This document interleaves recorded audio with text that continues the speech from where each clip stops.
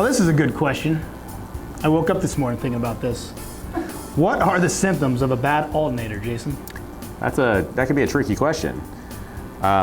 Older vehicles tend to be different than newer vehicles. But what I would say is look for things like flickering lights, Oh, yeah. low battery lights on the dash, Okay. check engine light coming on, possibly blinking at you. Right.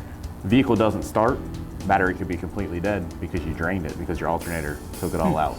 Okay. But those are the typical things I would look for in diagnosing an alternator problem. Got it. So are there different size alternators? There are. That's a good question too. Depending on the size of the vehicle, you're going to have a different size alternator.